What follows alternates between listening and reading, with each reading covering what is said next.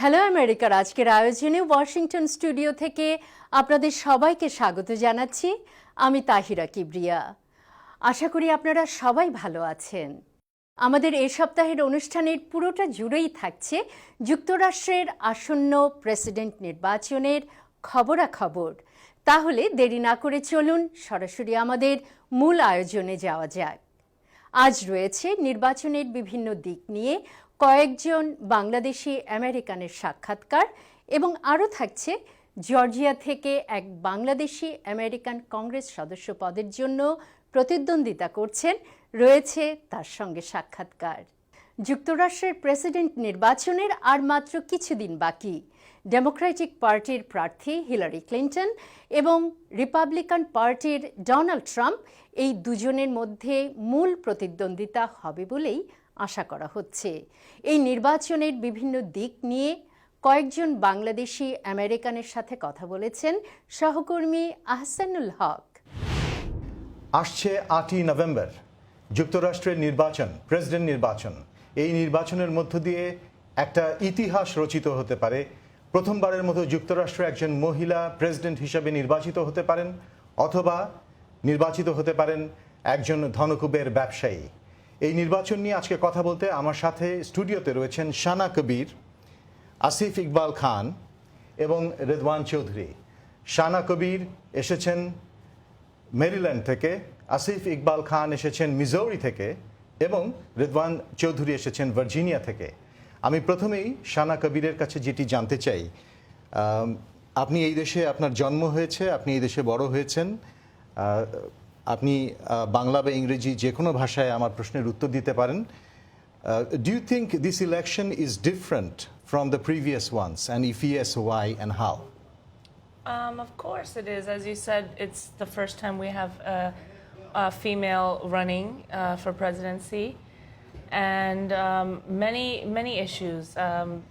The candidates that we have are starkly different from one another, so that in itself leads to a lot of new issues being brought up to the forum. So Asif Iqbal Khan. ধন্যবাদ। যেটা আমার মনে হচ্ছে যে আসলে এইবারের ইলেকশনের যে আমাদের একজন প্রতিদ্বন্দ্বী আছেন, টোটালি কোনো পার্টি থেকে আসলে উনি আসেননি এবং রিপাবলিকান পার্টিতে উনি জড়িত ছিলেন না, যেটা সম্পূর্ণভাবে ভিন্নধর্মী। আপনি ডোনাল্ড ট্রাম্পের কথা বলছেন? জি। আর রেদওয়ান চৌধুরী? ধন্যবাদ হাসান ভাই। অবশ্যই ডিফারেন্ট পলিসিস পার্সপেক্টিভে দুই ক্যান্ডিডেটই মেজর পার্টির হিউজ ডিফারেন্স দুজনের মধ্যে। ফরেন পলিসি, ইমিগ্রেশন, ইন্স্যুরেন্স থেকে শুরু করে এবং ডোমেস্টিক ইকোনমিক পলিসি দুজনের মধ্যে আকাশ আর পাতালের মধ্যে different. As a Muslim American, as a Bangladeshi American, do you think this election means something special for you as regards the two candidates? Donald Trump has been saying that he will try to stop Muslim immigrants coming into this country if he wins. What do you think of the two candidates on this matter? well, it's great motivation for anyone that hasn't voted previously to get out there and exercise their right, if they have that right, that privilege to do so. Yeah, Why as do a you Muslim, think? well, of course, obviously you don't want, I mean, would you want to vote for somebody that is saying that, Muslims will be, banned or possibly deported out of the country? I wouldn't. And he's also saying that Hispanics are as well. rapists So and women. just bigotry in general is very bad. I don't look, I'm fearful, that somebody like that is even in the primaries. But like I said, exercise your right to vote. So I know I will be doing that. সুতরাং আপনি মনে করছেন যে আরো বেশি মানুষের উচিত হবে এবারে ভোট দেয়া, যেহেতু ডোনাল্ড ট্রাম্প এরকম একটি অ্যান্টি মুসলিম স্টান্স নিয়েছেন।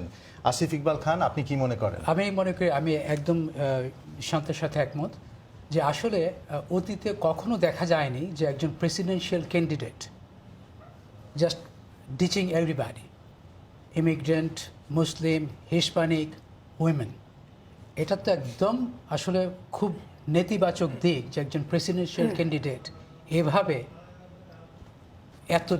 এতগুলি কাজ একসাথে অপছন্দ করতে পারে। রেদওয়ান চৌধুরী, এই প্রথমবারের মতো একজন প্রার্থীকে আমরা দেখলাম, তিনি বললেন, তৃতীয় বিতর্কে বললেন যে তিনি নির্বাচনের ফলাফল মানবেন কি না সেটা তিনি সিদ্ধান্ত নেবেন নির্বাচনের সময়, তিনি এখন কমিট করতে চাচ্ছেন না। এ সম্পর্কে আপনি কি মনে করেন? এটা তো অভূতপূর্ব ঘটনা। ইয়েস, ফার্স্ট টাইম আমেরিকার হিস্ট্রিতে কোনো মেজর পার্টির ক্যান্ডিডেট যে ইলেকশনের পূর্বেই বলল যে আমি মানব কি না, এটা কোয়েশ্চেনেবল। যদিও আমরা জানি যে গোর ভার্সাস বুশে চ্যালেঞ্জ হয়েছিল ইন ফ্লোরিডাতে, but it was nominal margin of error in 537 vote. কিন্তু এই ইলেকশনে যেখানে যে স্টেটগুলো কোয়েশ্চেনেবল বাই মিস্টার ট্রাম্প, সেই স্টেটগুলোতে governor, the secretary of state আর all belongs to Republican party, এবং ওই মেজর পার্টিরই ক্যান্ডিডেট বলছেন ইলেকশনের আগে যে আমরা মানব কিনা। It's completely unpatriotic, undemocratic of course, এবং হিস্ট্রিতে it will go down as a probably the worst candidate in the history of US presidency. What do you think of the possibility of having the first female president in this country? I think it's great. I think it's wonderful. I'm very excited about it. শানা কবির, আসিফ ইকবাল খান এবং রেদওয়ান চৌধুরী, আপনাদের সবাইকে ধন্যবাদ আজকে আমাদের স্টুডিওতে আসার জন্য। ধন্যবাদ। দর্শক, এতক্ষণ আমরা কথা বলছিলাম তিনজন ভোটারের সাথে। দেখা যাক 8ই নভেম্বর যুক্তরাষ্ট্রের নির্বাচনের শেষ পর্যন্ত কি হয়। ততক্ষণ পর্যন্ত আপনারা সবাই নিরাপদে থাকুন, ভালো থাকুন। বিদায় চাইছি। আহসানুল হক, ভয়েস অব আমেরিকা। এবারে আমরা কথা বলবো ডক্টর রশিদ মালিকের সঙ্গে। ডক্টর রশিদ মালিক একজন বাংলাদেশি আমেরিকান, যিনি এই নির্বাচনে জর্জিয়া রাজ্য থেকে কংগ্রেস সদস্য পদের জন্য প্রতিদ্বন্দ্বিতা করছেন। ভয়েস অফ আমেরিকার পক্ষ থেকে সাবরিনা চৌধুরীর সাথে স্কাইপ ইন্টারভিউতে তিনি তার নির্বাচনী প্রচার সম্পর্কে আলোকপাত করেছেন।